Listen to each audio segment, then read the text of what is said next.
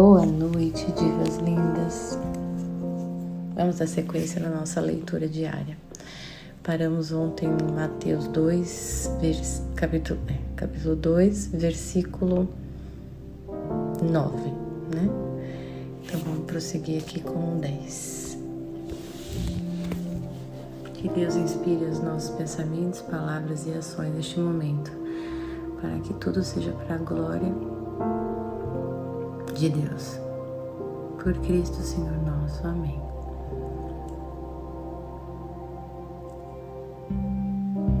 Bom, nós falamos no 9, em que a estrela foi precedendo os magos até chegar sobre o lugar onde estava o menino, e ali parou. 10. A aparição daquela estrela os encheu de profunda alegria. Só essa frase a gente já traz para a nossa vida em várias situações, como o sorriso do nosso filho no momento que a gente está com raiva do marido, gritando, ou triste com alguma coisa, e vem sempre alguma coisa singela. Quem é mãe, né, geralmente vem os filhos, ou um recado de uma amiga, né, ou um pequeno gesto da sua funcionária que te tira daquela raiva, de algum modo te coloca num lugar delicado, que te enche de alguma profunda alegria. Veja que profunda alegria não tem nada a ver com contentamento, com expressão de estar alegre, animado, sabe? É uma alegria interior, profunda alegria, uma alegria lá dentro, que não necessariamente se manifesta, se expressa, entende? Concretamente. São coisas de Deus, são sinais de Deus quando vem essas delicadezas singelas. É Deus falando com você, por meio da sua criação, conforme eu expliquei ontem. É assim que Ele conversa com a gente, tá? Então, como reconhecer Deus na sua vida? Se você não estiver atenta às delicadezas, dificilmente vai ver, porque Ele é suave e delicado.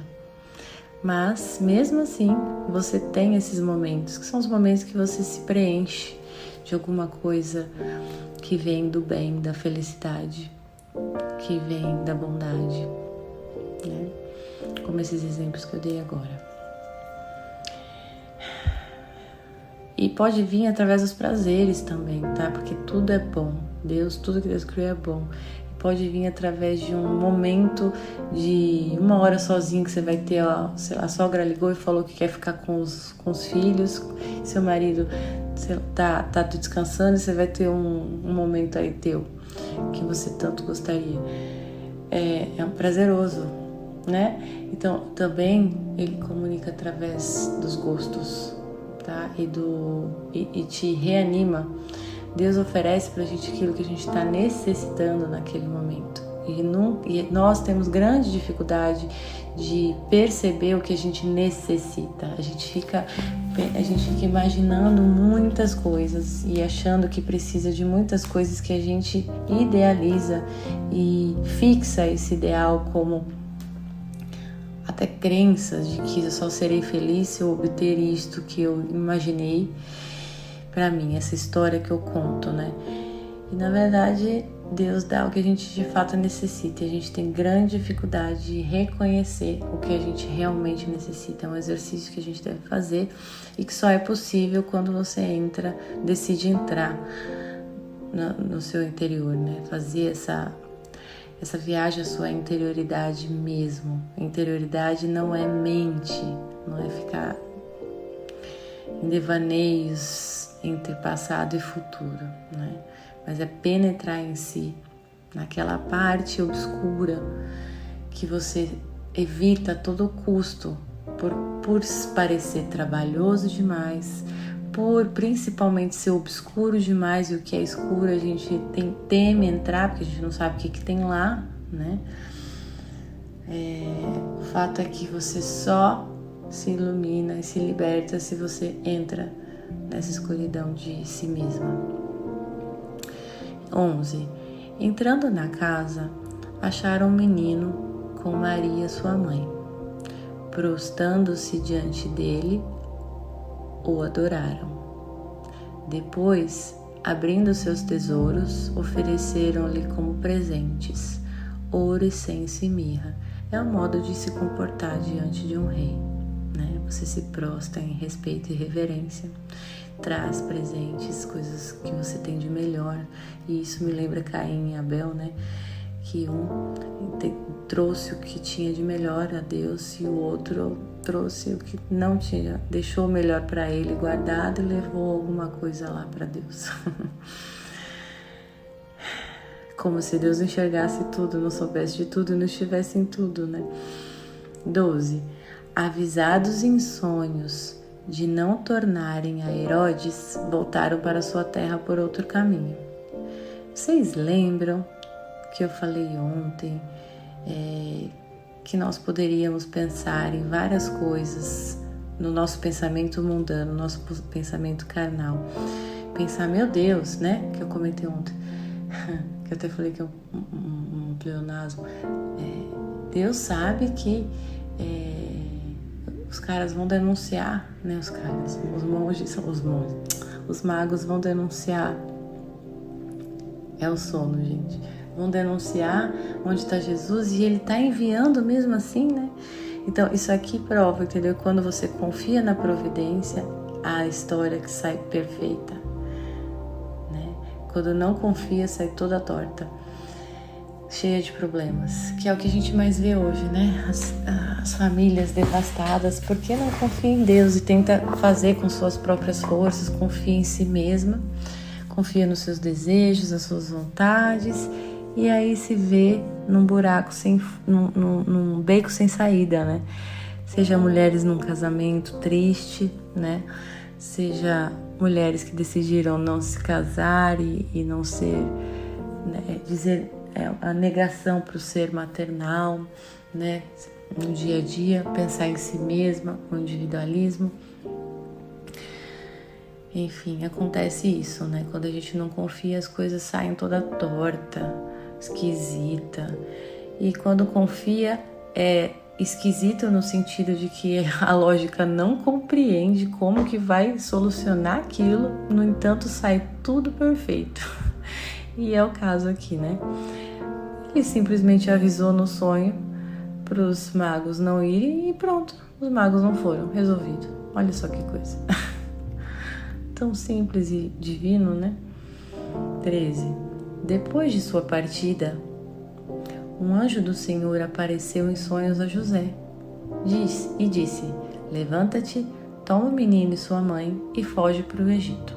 Fica lá até que eu te avise, porque Herodes vai procurar o menino para o matar.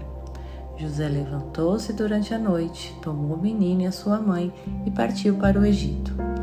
Ali permaneceu até a morte de Herodes, para que se cumprisse o que o Senhor dissera pelo profeta em Oséias 11:1. Eu chamei do Egito meu filho.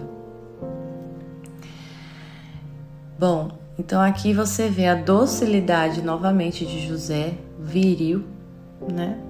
Em que, em estrita obediência, espere em Deus. Enquanto não houve algum sinal, em sonho ou não, de Deus, ele permaneceu ali, onde ele estava, naquela cidade, porque foi o último comando de Deus, né? E para que Jesus nascesse em Belém, né? Então, assim que Deus deu um sinal, ele levantou e foi. Não questionou que no Egito ele não ia ter com quem ficar, onde ficar, que é uma terra de pagão. Enfim, não questionou. Levantou e foi, né? Que é o que eu falei na meditação de antes de ontem sobre isso. Ficaram lá e obedeceram. Ali permaneceu até a morte de Herodes, para que se cumprisse. Aí seja ali. 16. Vendo então Herodes que tinha sido enganado pelos magos, ficou muito irado e mandou massacrar em Belém e nos seus arredores todos os meninos de 2 anos para baixo, conforme o tempo exato que havia indagado dos magos. Veja a atitude contrária a José. Aqui aparece o tempo todo os opostos, né? O que José, num pedido de Deus, faz? Obedece e não questiona. Ele pode ter ficado com raiva ou com medo, ele pode sentir essas coisas, porque ele é um ser humano, né? Um santo sente as coisas, né? Na sua natureza, ainda que um santo de 7ª morada é totalmente transformado, mas sente de algum modo, né? E São Paulo, que foi arrebatado aos céus, era um santo, com certeza, né? Que Jesus falou diretamente com ele. Ele mesmo falava que ele lutava contra a carne dele o tempo todo, né? Então, há santos e santos, né? E eu vejo São Paulo que de algum modo permaneceu essa luta contra a carne, porque ele era do tipo irascível, né? E que tinha uma energia de guerreiro para ir desbravar os pagãos, né?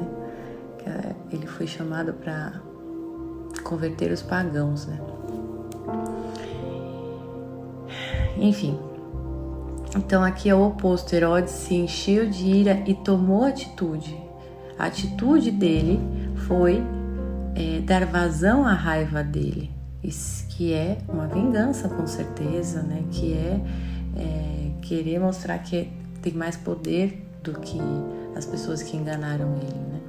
Enquanto que a atitude de quem confia em Deus é orar, é ficar quieto e esperar em Deus e orar, né? Não é dar vazão, é apagar esse furor. E aí cumpriu-se, né, o que foi dito pelo profeta Jeremias. Em Ramá se ouviu uma voz, choro e grandes lamentos. É Raquel a chorar seus filhos. Não quer consolação, porque já não existem. Jeremias 31:15. Né? Então aqui Raquel é o símbolo da mulher que chora pelos filhos, né? A Raquel simboliza aqui, representa aqui todas as mulheres, né? Que amavam os filhos, que esperavam os filhos e que não quer consolação, porque já não existem. Então, ao ponto que chegou a dor ali, para mostrar a dor das mulheres ali, né? Que não tinham a ver, né? Que podiam chorar e reclamar, chamar de Deus de injusto, né? Como isso acontece com muita gente que passa por tragédias e que a razão nossa não pode compreender. E aí diz que Deus é mau, é ruim, que é injusto e tudo mais, né? Aqui é uma situação, né, que poderia se pensar deste modo, né, essas mulheres, mas não há relato falando mais delas. Mas aqui cabe para nós, né? Você pensou nisso? Você pensou nisso? Que injustiça, por que Deus fez isso, né? Por que Ele fez isso? Elas não tinham culpa. Aí eu volto a relembrá-las, coisas fundamentais que a gente esquece. A morte não é nada neste sentido, a vida é eterna. E se foi necessário uma intervenção, você pode ter certeza que essas crianças foram direto para o colo de Deus, né? E que essas mães serão consoladas na eternidade também, né? Que Deus, Ele age em nós, na humanidade, como um corpo. Nós somos indivíduos, pessoas, mas uma mesma natureza. Assim como Deus e Jesus são duas pessoas, mas na mesma natureza, isto é, o que torna a ser uma natureza mesma, a divina, é a união perfeita ali. O que um pensa, o outro pensa, o que um quer, o outro quer. A vontade é igualzinha e perfeita, né? Embora seja pai e filho, mas é a mesma natureza.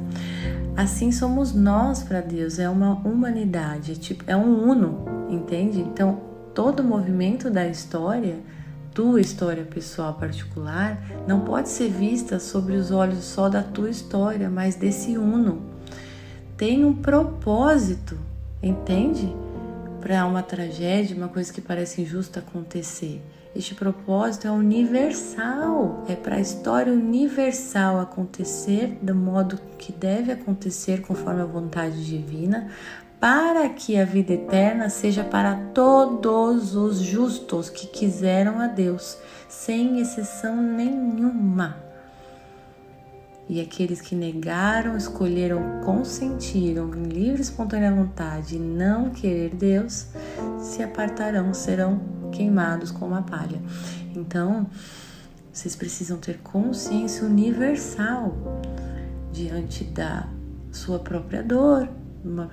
Se você já passou por alguma tragédia, alguma injustiça, é necessário enxergar o universal. Eu fico até com dor de cabeça falando isso, com uma certa tontura. Porque é necessário.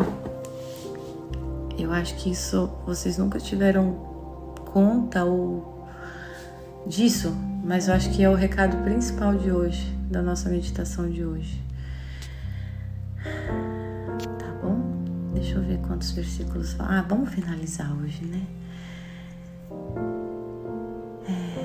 Paramos em 19. Com a morte de Herodes, o anjo do Senhor apareceu em sonhos a José no Egito e disse: Levanta-te, toma o menino e a sua mãe e retorna à terra de Israel, porque morreram os que atentavam contra a vida do menino. Então, quando a ameaça a Jesus morreu, Herodes, Deus mandou eles voltarem. José levantou-se, tomou o menino e sua mãe e foi para a terra de Israel. Percebam a constância de José. A constância não é um desequilibrado emocionalmente, nem uma hora obediente, hora não. É impressionante a constância de Maria e José na ação deles. É sempre assim, perfeitíssima, próxima de Deus, assim, impressionante. Não poderia ser menos, já que eles estavam carregando o próprio Deus humanado, né? 22 e 23. Ao ouvir, porém, que Arquelau reinava na Judéia, em lugar de seu pai Herodes, não ousou ir para lá. Avisado divinamente em sonhos novamente, retirou-se para a província da Galileia e veio habitar na cidade de Nazaré, para que se cumprisse o que foi dito pelos profetas: será chamado Nazareno. Amanhã a gente começa o capítulo 3 de São Mateus, tá bom? Se quiser ler antes, é bem curtinho ele, a gente lê ele inteiro, para adiantar, para você ver se você enxerga algo que eu não vi, para somar, tá bom? A oração final que eu trago hoje é a oração que me guiou na minha infância. Todo dia eu fazia. E para finalizar com uma pequena lembrança, eu lia toda noite desde pequenininha com a minha mãe antes de dormir essa oração eu lia ao longo do dia. À noite a gente lia os 10 mandamentos e a oração de Deus, que eu vou encontrar essa oração e reler. Mas eu li os 10 mandamentos todos os dias, todas as noites antes de dormir, essa oração de Deus, e essa oração ao longo do dia eu lia de São Francisco de Assis. É muito bela.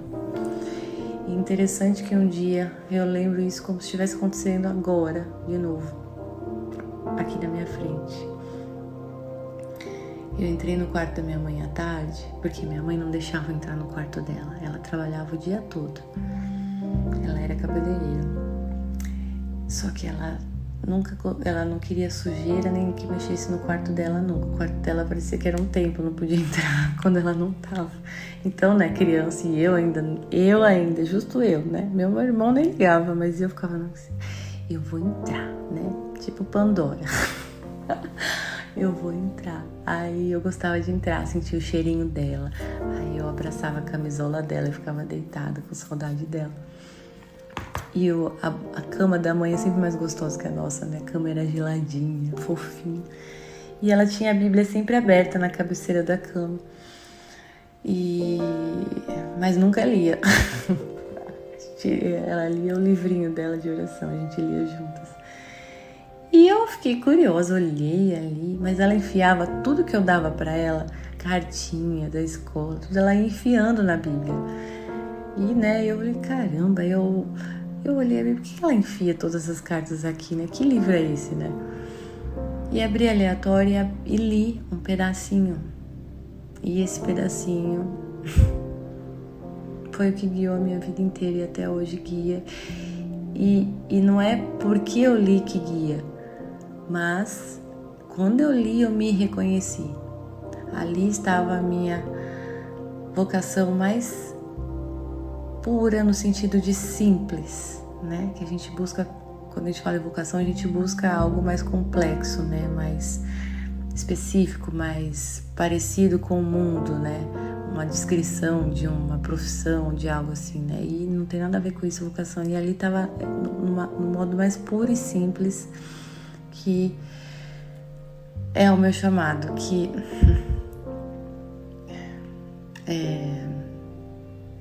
é a passagem que Jesus fala: quando te baterem numa face, dê a outra. É só isso que eu li. Eu era pequena, mas aquilo me tomou se apossou de mim. Ali eu me reconheci naquilo. Hoje eu entendo o porquê, né? Por que eu entendo? Porque eu vivi, e se eu analiso, faço uma anamnese da minha história, eu sempre tive esse modus operandi. E não sou eu. Não sou eu que escolho, eu vou fazer isso porque Deus pediu. Não, a brota em mim ser assim.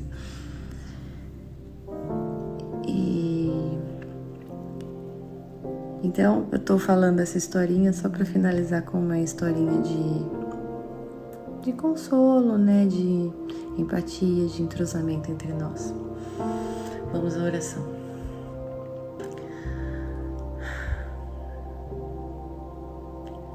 Senhor, fazei de mim o instrumento da vossa paz. Onde haja ódio, consenti que eu semeio amor. Perdão onde haja injúria, fé onde haja dúvida, alegria onde haja tristeza, esperança onde haja desespero e luz onde haja escuridão. Ó Divino Pai, permiti que eu não procure tanto ser consolada quanto consolar, ser compreendida quanto compreender e ser amada quanto amar, porque é dando que recebemos, perdoando que somos perdoadas, e é morrendo que nascemos para a vida eterna. Amém. Até amanhã.